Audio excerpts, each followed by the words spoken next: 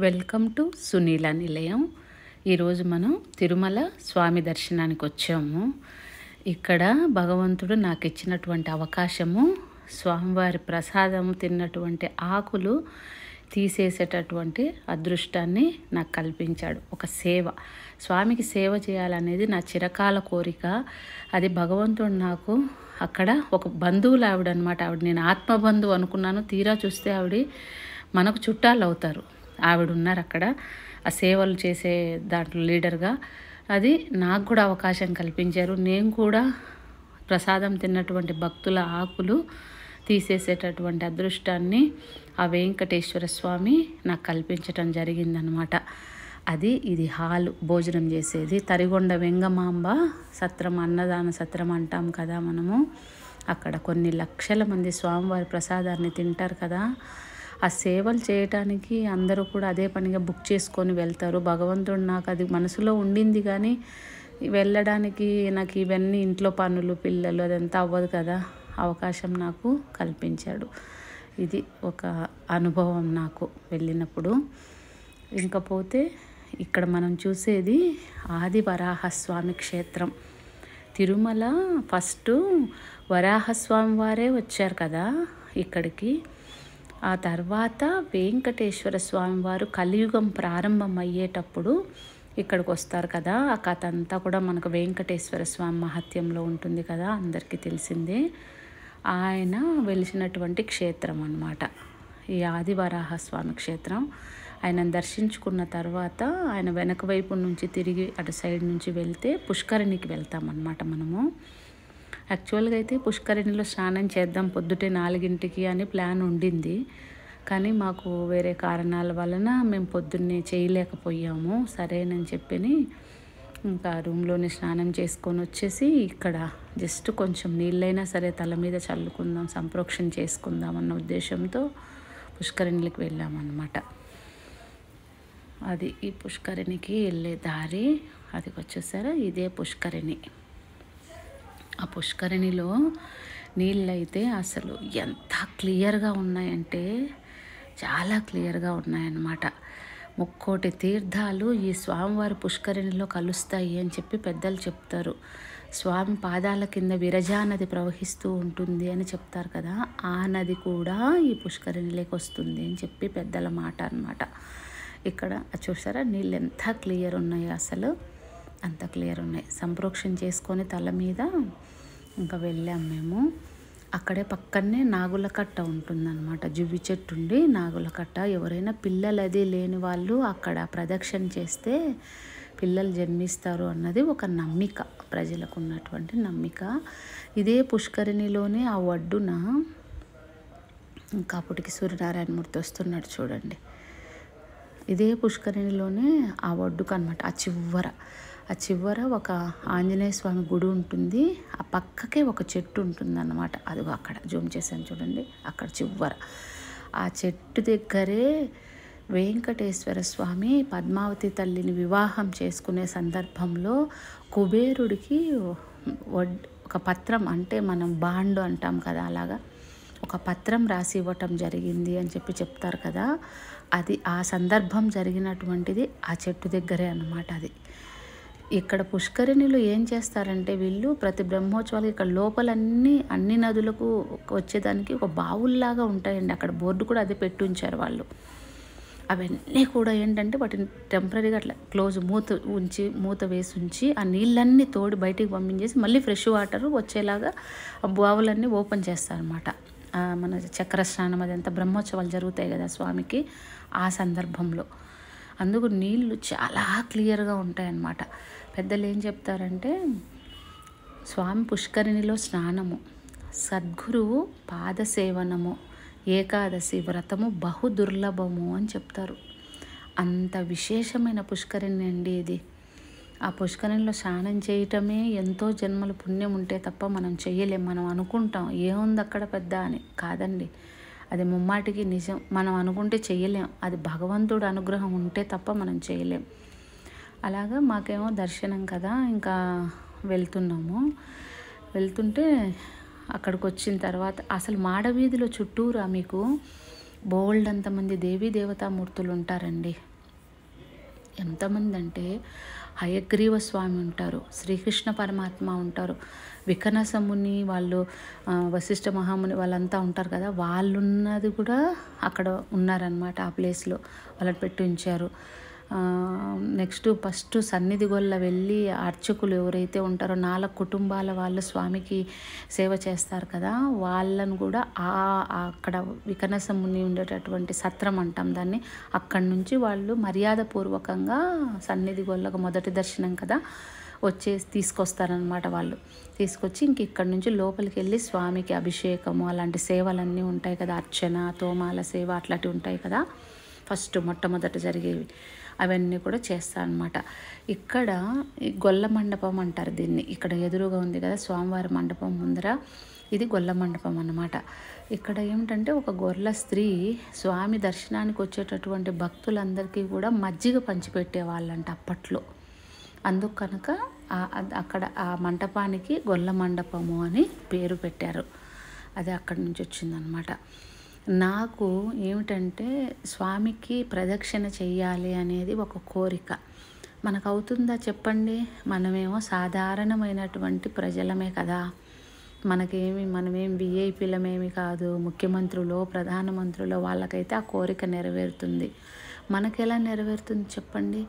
అప్పుడు నాకు ఇంకా మనసులో అనిపించినటువంటిది ఏమిటంటే, నీకు రౌండ్ చెయ్యాలి, నీ చుట్టూరా ప్రదక్షిణ చెయ్యాలి.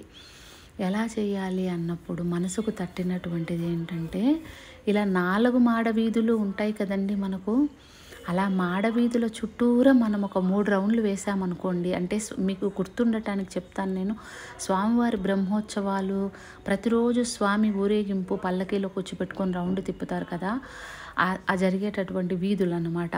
దక్షిణ మాడవీధి, పడమట మాడవీధి వీధి, ఉత్తర మాడవీధి, తూర్పు మాడవీధి, ఈ 4 మాడవీధులు ఇలా ఒక రౌండ్ వేసుకొని వచ్చామనుకోండి, 3 రౌండ్లు. మనకేమి మధ్యలో అడ్డం ఉండటం అదంతా ఏమి ఉండదండి, ఫ్రీగానే రౌండ్ చేసుకొని వచ్చేసేయచ్చు మనము అనిపించింది నాకు. కనీసం ఒక్క ప్రదక్షిణన్నా చేద్దాము అని అనుకొని నేను చేశాను. అదిగో అక్కడేమో మన జిఆర్ స్వామీజీ వాళ్ళది అది ఉంటుంది, అక్కడే గరుడ స్తంభం ఉంటుంది. ఇక్కడేమో స్వామివారికి సహస్ర దీపాలంకరణ సేవ చేస్తారండి. ప్రతిరోజు కూడా 5 గంటలకి మనకు అది ఒక సేవ ఉంటుంది. ఆన్లైన్లో కూడా మనము సహస్ర దీపాలంకరణ సేవ అనేది టికెట్ తీసుకుంటే ఏమిటంటే, లోపలే మనకు ఆలయం లోపల మహాప్రాకారం లోపలే ఒక ప్లేస్ ఉంటుంది. అక్కడ మొట్టమొదటగా స్వామిని, అక్కడ అమ్మవారిని కూర్చోబెట్టి అక్కడ కొన్ని దీపాలు అవన్నీ ఉంటాయన్నమాట. అక్కడ ఫస్ట్ సహస్ర దీపాలంకరణ సేవ చేస్తారు. ఎవరైతే టికెట్ కట్టారో ఆ భక్తులను అక్కడ కూర్చుండబెట్టి ఆ సేవ చేస్తారనమాట. ఆ తర్వాత స్వామిని తీసుకొచ్చి ఇక్కడ, అంటే ప్రతిరోజు కూడా 5 గంటలకు తీసుకొచ్చి ఇక్కడ చేస్తారండి. 5 గంటలకు ఇక్కడ కూర్చోబెట్టిచ్చేసి ఆయనను ఉయ్యాల ఉంటుంది, బంగారు ఉయ్యాల, దాంట్లో కూర్చోబెట్టి అమ్మవార్లను స్వామిని ఇలా ఊపుతూ అన్నమాచార్యులు వారి పాటలు పాడతారు. అయిన తర్వాత స్వామి పల్లకీలో కూర్చొని మాడవీధుల్లో రౌండ్ చేసుకొని లోపలికి వెళ్ళిపోతారనమాట. ఇది ఆ సహస్ర దీపాలంకరణ మండపము. మనం గొల్ల మండపం దగ్గర నుంచి సహస్ర దీపాలంకరణ మండపం దగ్గరకు వచ్చాము. ఇంకా మనం ఇప్పుడు తూర్పు మాడవీధిలో నుంచి మెల్లగా దక్షిణ మాడవీధిలోకి బయలుదేరబోతున్నాము అనమాట. ఆ పక్కకే ఉంటుందండి ఒకటి హథీరామ్ బావాజీ అని అంటాం కదా. హథీరామ్ బావాజీ గురించి మనందరికీ కూడా చదువుకున్నటువంటిది ఏమిటంటే, ఒక పెద్ద చెరుకుల బండెన్ని చెరుకులు ఆయనను తినమని చెప్పినప్పుడు ఒక ఏనుగు రూపంలో వచ్చి స్వామి తిన్నాడు, స్వామి వెళ్ళి ఆయన దగ్గర పాచికలు ఆడేవాడు అనేది మనం చదువుకుంటాం కదా వెంకటేశ్వర స్వామి మహత్యం బుక్లో. అదంతా కూడా ఉంటుంది వాళ్ళ లీలలు, ఆయన భక్తులకు సంబంధించినటువంటి ఆయన చేసినటువంటి లీలలు. ఇప్పుడు మనం ఇదిగో ఇక్కడ ప్రవేశిస్తున్నాం కదా, ఈ పైనే పెట్టుంచారండి స్వామి హథీరామ్ బావాజీతో పాచికలు ఆడుతూ ఉంటారన్నమాట. ఆ పక్కకే హనుమ ఉంటారు, స్వామి హనుమ, రామభక్త హనుమంతుడు.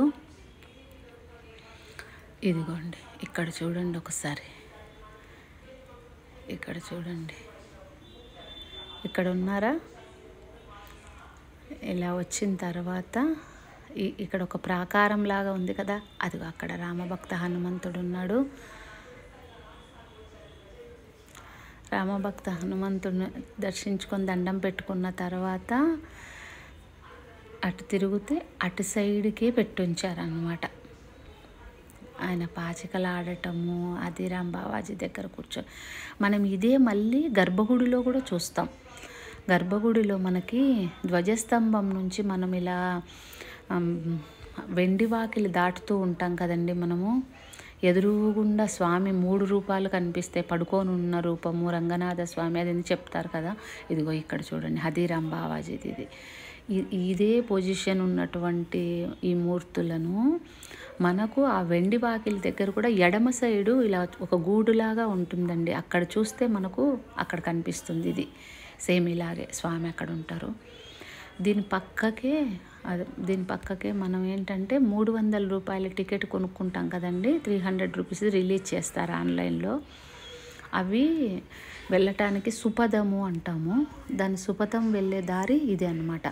వైకుంఠం క్యూ కాంప్లెక్స్ దగ్గరికి వెళ్తుంది. అటు రౌండ్ తిరుక్కొని అటువైపుకి వెళ్తే అటు వెనకాల నుంచి వాళ్ళు స్పెషల్ లైన్లో నుంచి అలా పంపిస్తాం అన్నమాట. 300 రూపీస్ దానికి. కొంచెం తొందరగా సర్వదర్శనం దానికంటే కూడా తొందరగా, అంటే రష్ను బట్టి ఒక 3 గంటల నుంచి 4 గంటల లోపల స్వామివారి దర్శనం అయిపోతుంది.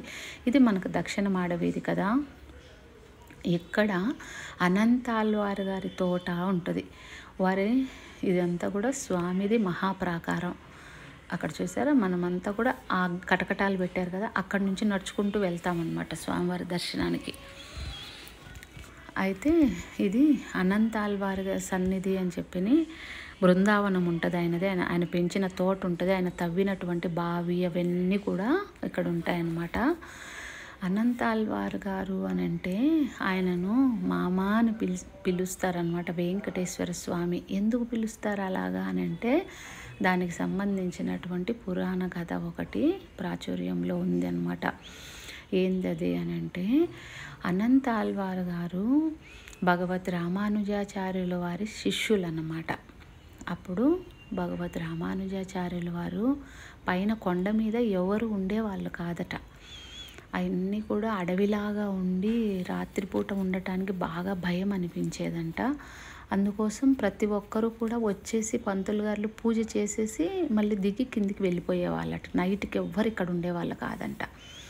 అప్పుడు భగవత్ రామానుజాచార్యుల వారు ఏంటంటే, అయ్యో స్వామికి అక్కడే ఉండి నిరంతరం కైంకర్యాలు చేస్తే బాగుంటుంది కదా అని చెప్పి శిష్యులందరినీ సమావేశపరిచి అక్కడికి వెళ్ళి పూలతోట పెంచి స్వామికి పూలు చేసి అన్ని కైంకర్యాలన్నీ చేస్తారా, ఎవరు చేయగలుగుతారు అని చెప్పి అన్నప్పుడు అనంతాళ్వార్ గారు, నేను వెళ్తాను, నేను చేస్తాను, నేను పుష్ప కైంకర్యం చేస్తాను భగవంతుడికి అని చెప్పి ఇక్కడికి వస్తారనమాట. తిరుమల కొండకు ఆయన భార్య వచ్చినప్పుడు అక్కడ తోట పెంచాలి అని అంటే, పూలు కావాలంటే తోట పెంచాలి కదా. మరి తోట పెంచాలి అనుకున్నప్పుడు అక్కడ నీళ్లు లేకుండా ఉంటే ఒక బావి తవ్వుదాము అని చెప్పి ఆయన బావి తవ్వుతూ ఉంటే మట్టి ఇస్తుంటే వాళ్ళ భార్య తీసుకెళ్ళి దూరంగా పోస్తూ ఉంటుందన్నమాట.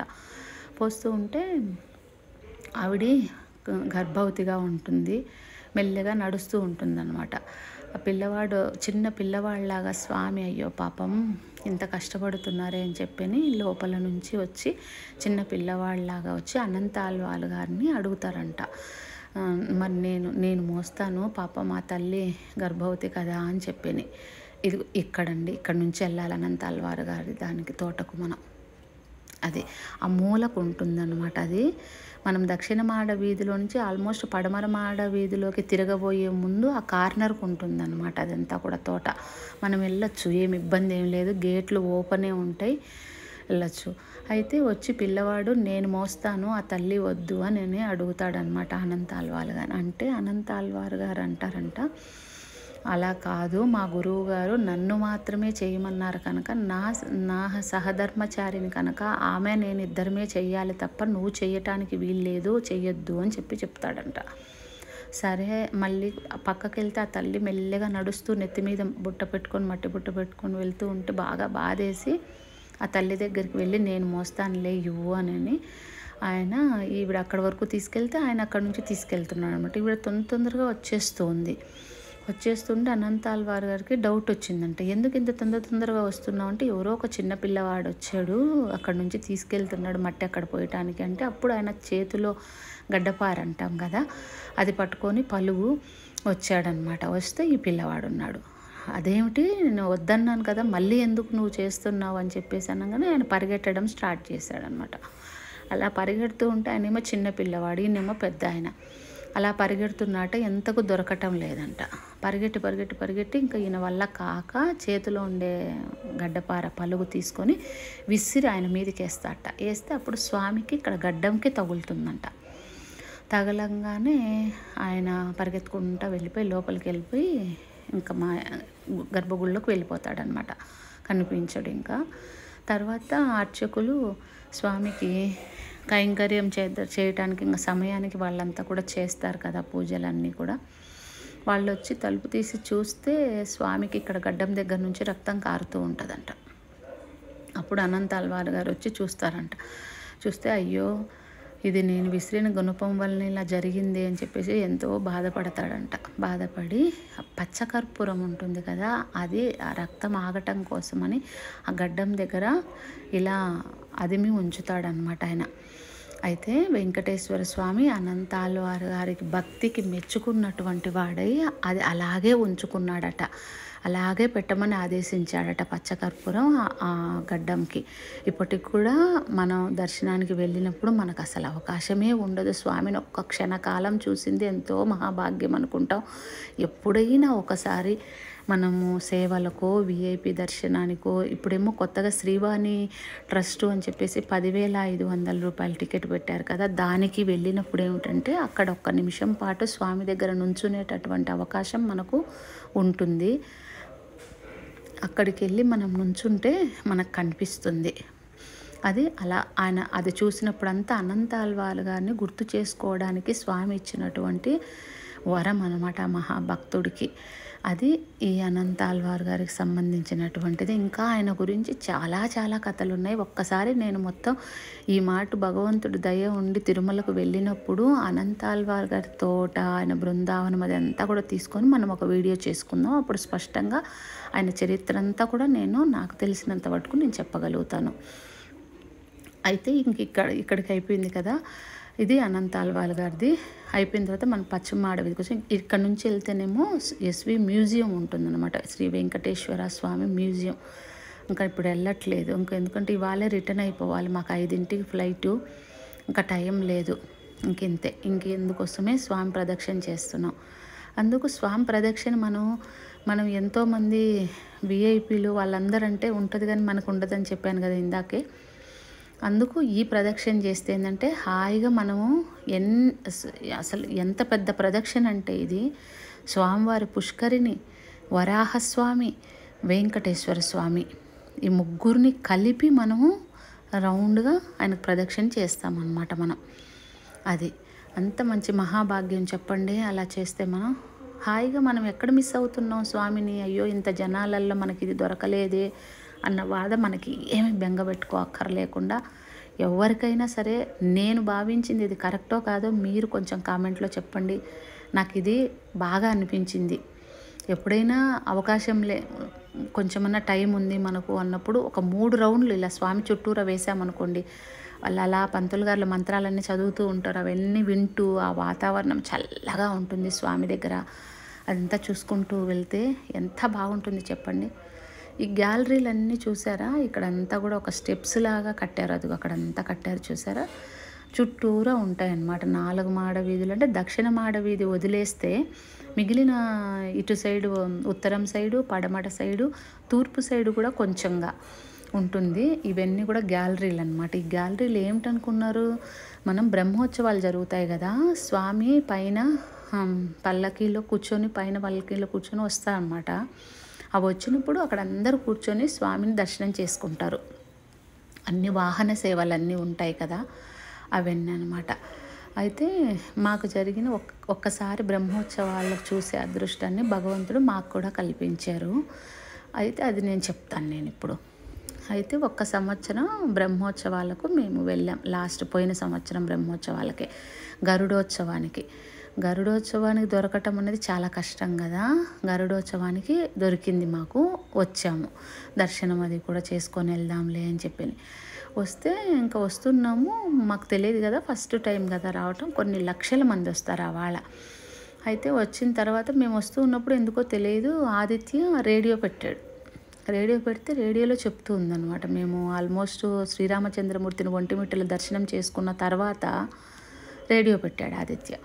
పెడితే రేడియోలో అనౌన్స్ చేస్తూ ఉందన్నమాట అమ్మాయి. ఏంటంటే గరుడోత్సవానికి వచ్చేటటువంటి భక్తులు కారులో వచ్చేటటువంటి వాళ్ళు కడవైపు నుంచి వచ్చేవాళ్ళు ఈ కుక్కల దొడ్డి అనే ప్లేస్లో టోకెన్ తీసుకొని రండి, లేకపోతే కారు అలిపిరి దగ్గరే ఆపేస్తారు, మిమ్మల్ని పైకి అలో చెయ్యరు అని చెప్తుందనమాట. అమ్మో ఇదేదో బాగుందే, కరెక్ట్ టయానికి పెట్టామే రేడియో అనుకొని ఎక్కడుంది అనుకుంటూ వెళ్తే అక్కడుంది. అక్కడ 2 పోలీసు వాళ్ళు ఉన్నారు. ఈజీగా వాళ్ళు టికెట్ ఇచ్చేసారు. అమ్మయ్య దొరికిందిలే, ఫస్ట్ ఫేజ్ కంప్లీట్ అయిందని. మాకేమిటంటే రూములు పైన లేవన్నమాట, కిందే తీసుకున్నాం మేము. అదేంటంటే ప్రతిరోజు కూడా 12ంటికి మనం కీ తీసుకోవాలి, అక్కడ రిపోర్ట్ చేయాలన్నమాట. పైనేమో రూములు లేవు, ఫిల్అప్ అయిపోయినాయి. మరి మనం ఎక్కడ ఉంటాం? అందుకు కనుక కింద తీసుకున్నాం. ఏదో ఒకటిలే పైన స్వామి దర్శనం చేసుకొని కిందికి దిగి వచ్చేద్దాం, ఏం చేద్దాం అని చెప్పని అట్లా జరిగిందనమాట.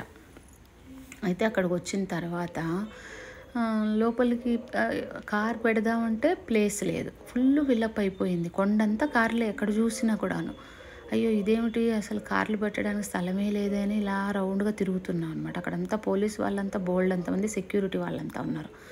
నేను దిగేసి కారు ఆ సెక్యూరిటీ ఆయన దగ్గరికి వెళ్ళి, సార్ కారు పెట్టుకోవడానికి అసలు ప్లేస్ ఎక్కడా లేదు సార్, మొత్తం అంతా నిండిపోయింది, ఎక్కడ పెట్టుకోవాలో తెలియట్లేదు అని అంటే, ఏ కారు అమ్మా మీది అన్నాడు. అంటే సార్ అదిగో సార్ అక్కడ నిలబెట్టుకున్నాడు చూడండి, మా హస్బెండ్ అక్కడ ఉన్నారు అని అంటే ఆయన ఇంకొక ఆయనతో మాట్లాడారనమాట. ఒక్క కారు పెట్టుకోవడానికి ప్లేస్ ఉంది కదా, ఆ కారు వీళ్ళని పెట్టుకొని ఇద్దాము అని చెప్పని. అది ఎక్కడ అనుకున్నారు? జస్ట్ మన మాడవీధికి తరిగొండ వెంగమాంబ అన్నదాన సత్రానికి జస్ట్ వాకబుల్ డిస్టెన్స్ అనమాట, జస్ట్ పక్కకి అక్కడ అన్నాడు. నా పర్లు తీసుకురమ్మని చెప్పమ్మా అన్నాడు. అనగానే పరిగెట్టుకుంటూ వెళ్ళి ఈయనకు చెప్తే ఈయన తీసుకొచ్చారు. వస్తేనే ఇంకా అక్కడ కార్ పార్కింగ్కు ప్లేస్ దొరికింది. అమ్మయ్య దేవుడా అనుకొని కారు పెట్టుకున్న తర్వాత పెద్ద లైన్ ఉంది, ఆ పక్కకే పెద్ద లైన్ ఉంటే ఇదిగోండి ఇక్కడేమో ఇక్కడ చూడండి, ఇక్కడ ఆదివరాహస్వామిది కదా, దీనికి ఆపోజిట్లోనే అనమాట మేము కూర్చుంది. ఇంకా అయితే పెద్ద లైన్ ఉంది, అందరూ లైన్ కట్టి నిలబడి ఉన్నారు. ఏమిటో ఎందుకు కట్టారు వీళ్ళు ఇంత లైన్, ఎక్కడికి వెళ్తున్నారు వీళ్ళందరూ అనుకొని చూస్తే వాళ్ళేమో కొంచెం తమిళ్ వాళ్ళందరూ ఉన్నారు. వాళ్ళని అడగకుండా అక్కడ పోలీస్ ఆయన నించొని ఉంటే, సరే ఇదంతా ఏం లైన్ సార్, ఇంత పెద్ద లైన్ కట్టారు, ఎక్కడికి వెళ్తున్నారు వీళ్ళందరూ అన్న అంటే నేను అన్నాడు, గరుడోత్సవానికమ్మ, గరుడ సేవకు అన్నాడు. అదేంటి సార్ రాత్రి 8 గంటలకు కదా, ఇప్పుడు లైన్ కట్టడం ఏంటి అన్న అంటే మీరు ఫస్ట్ టైం వస్తున్నారా అన్నాడు ఆయన. అవును సార్ అన్న. అయితే నీకు తెలియదా 11 వరకే గ్యాలరీలోకి అలో చేసేది, ఆ తర్వాత గ్యాలరీలు నాడమాడ వీధుల్లో ఉన్నటువంటి గేట్లన్నీ కూడా తాళం వేసేస్తాము అన్నాడు.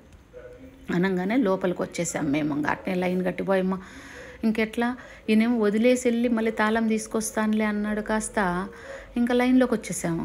వచ్చేస్తే ఇదిగో ఈ వరాహస్వామి ఎదురుగా ఇక్కడ ఉంది చూసారా, ఇక్కడ కూర్చున్నాం అన్నమాట. ఇక్కడ దొరికింది మాకు ప్లేసు.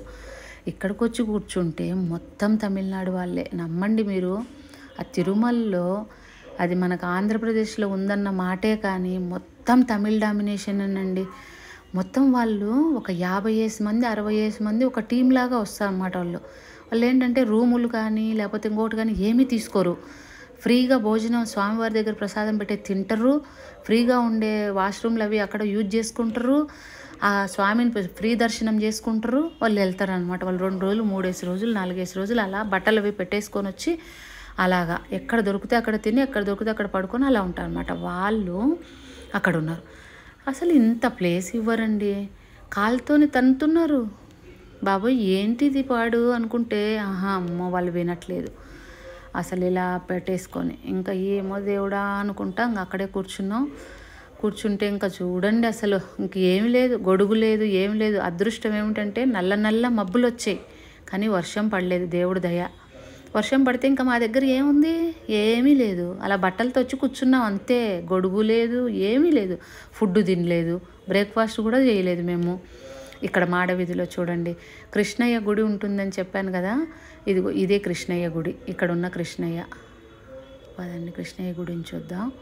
ఈ లోపల ఈ పంతులు గారు అది కొన్ని పువ్వులు అది పట్టుకెళ్తే స్వామికి ఆ మాడవీధుల్లోనే పూలు అమ్ముతూ ఉంటారు. ఇది పుష్ప మండపం కదండి, ఇక్కడ దొరికే పువ్వులు ప్రతి ఒక్కటి స్వామివారికి తప్ప మనం పెట్టుకోకూడదు తల్లో.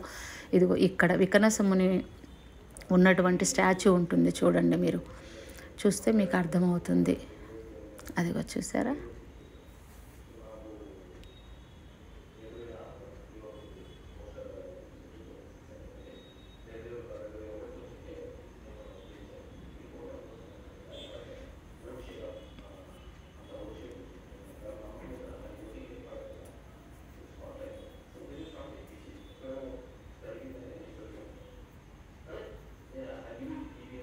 ఇదిగో కృష్ణయ్య పక్కనే గుడి, వేణుగోపాల స్వామి గుడి ఉంటుందన్నమాట. ఆయన పంతులు గారు మల్లెపూలు తీసుకెళ్తే స్వామికి అలా వేయటానికని అలా వేస్తున్నారు. మా ముందే చక్క పేరు గోత్రం అది చదివి ఆయన పూజ చేశారు. అక్కడ పెద్ద పంతులు గారు ఉన్నారండి. ఆయన ఎంత కళ ఉందంటే ఆయన ముఖంలో. చక్కగా ఆయన కూర్చొని స్వామి గురించి కొన్ని మాటలు చెప్పారు. అది రికార్డ్ చేయలేదు నేను. ఇదిగోండి, ఇప్పుడేమో ఇది హయగ్రీవ స్వామి గుడి ఉంటుందన్నమాట. ఇక్కడ కరెక్ట్గా చెప్పాలి అంటే మన పుష్కరిణికి ఆపోజిట్ సైడు, అంటే తరిగొండ వెంగమాంబ గారి అన్నదాన సత్రం ఉంది కదా, ఆ మూలకి దాని పక్కకే ఉంటుందన్నమాట ఈ హయగ్రీవ స్వామి. ఈ హయగ్రీవ స్వామి ఇక్కడ ఉన్నటువంటి మూర్తి కూడా చాలా విశేషమైనటువంటి మూర్తి.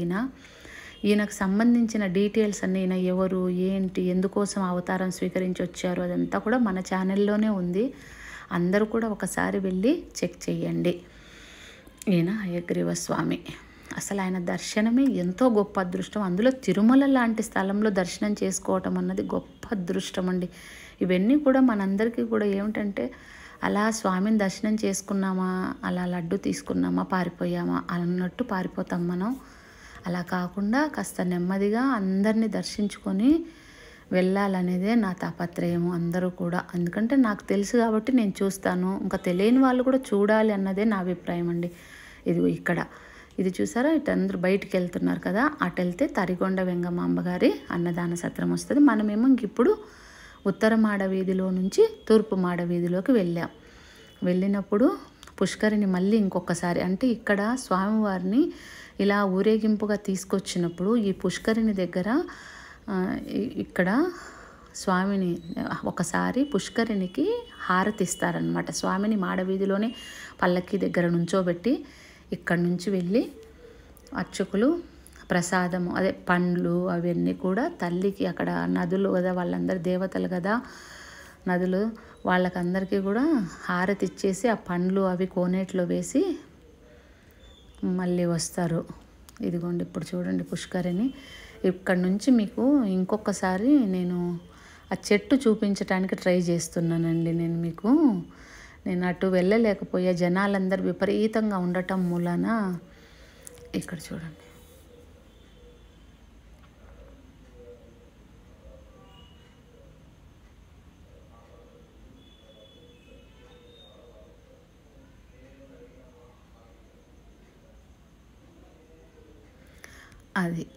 అది వరాహస్వామి క్షేత్రం. అదేమో నాగులకట్ట ఉన్నది. అటువైపు ఏమో స్వామికి అమ్మవారికి వివాహ సందర్భంలో కుబేరుడికి రాసిచ్చినటువంటి పత్రం ఆ చెట్టు దగ్గర రాసించినట్టు, ఆ చెట్టు సాక్ష్యం అన్నమాట. ఇప్పటికి కూడా ఆ సందర్భం అంతా జరిగిన దానికి ప్రత్యక్షంగా సాక్షిభూతంగా ఉన్నటువంటి చెట్టు. అదిగో అక్కడ చిన్న వెండుకొమ్మలాగా అలా ఉంటుంది. అక్కడ ఆంజనేయ స్వామి గుడి కూడా ఉంటుందన్నమాట. ఇక్కడ మనం ఇటు పక్కకు వస్తేనేమో స్వామివారి రథం ఉంటుంది. ఎడమ వైపు మనకు అక్కడేమో స్వామివారి విమాన గోపురం. అది ఆ వెండుకొమ్మ చూసారా, అది వేలు పెట్టి చూపిస్తున్నాను. అది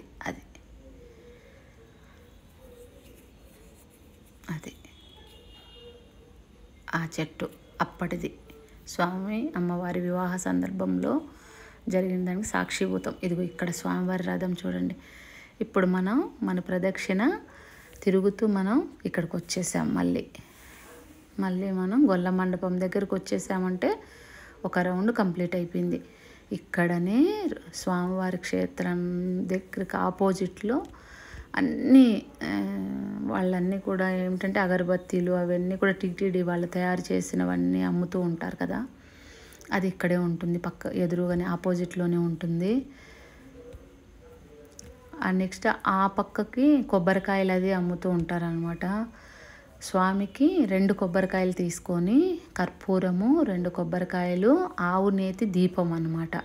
అక్కడ స్వామిది గరుడ స్తంభం ఉంటుంది. ఆ గరుడ స్తంభం దగ్గర నేతి దీపం వెలిగించి 2 కొబ్బరికాయలు కొట్టి కర్పూరం హారతి ఇచ్చేస్తామండి. ఎందుకంటే స్వామికి మనము దీపం వెలిగించినట్టు స్వామి సన్నిధిలో. అందుకనుక తప్పకుండా అందరూ కూడా అక్కడికి వెళ్ళినప్పుడు స్వామి సన్నిధిలో దీపం వెలిగించటానికే ప్రయత్నం చెయ్యండి. నాకేమిటంటే స్వామివారి సన్నిధిలో చక్కగా నీళ్లు చల్లి ముగ్గు పెట్టాలా అన్నది ఒక కోరిక అన్నమాట నాకు. అది వచ్చేసరి మళ్ళీ మనం ఇక్కడికి వచ్చేసాం గొల్ల మండపం దగ్గరికి. కోరిక ప్రతిసారి తెచ్చుకుంటాను. తెచ్చినప్పుడల్లా ఏదైనా పని చేసే ముందు నాకేమో ఈ వర్షం దేవుడు అడ్డం వస్తాడనమాట, వానదేవుడు.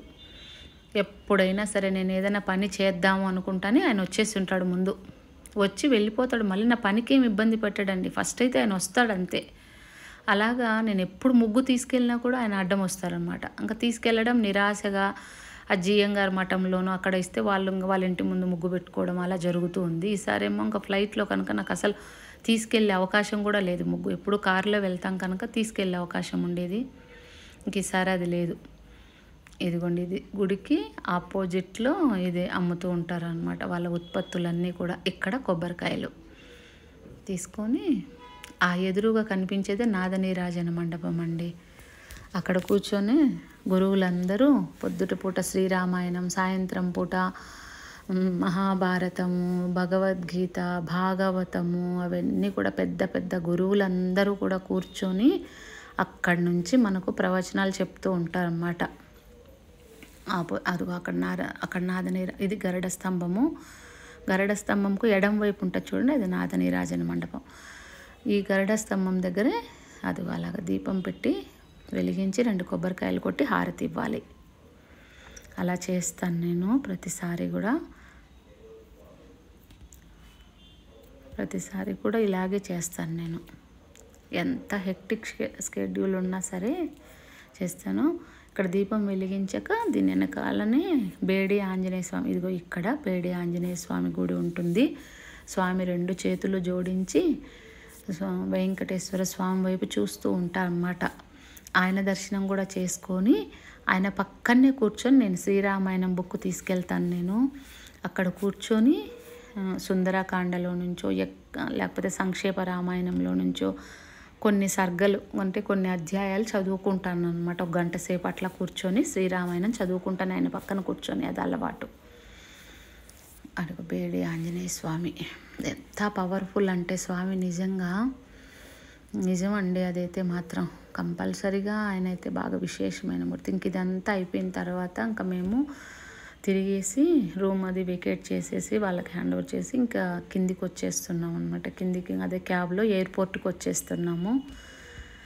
అందరూ కూడా తప్పకుండా తిరుమలకు వెళ్ళినప్పుడు ఆ ప్రదక్షిణ అదంతా కూడా చెయ్యండి. హాయిగా ప్రశాంతంగా కూర్చోండి, మనసు ప్రశాంతంగా ఉండేలాగా వెళ్ళేసి వస్తే ఒక పాజిటివ్ ఎనర్జీ అనమాట. మనకు ఏమిటో తెలియనటువంటి ఒక శక్తి. పునర్దర్శన ప్రాప్తిరస్తు.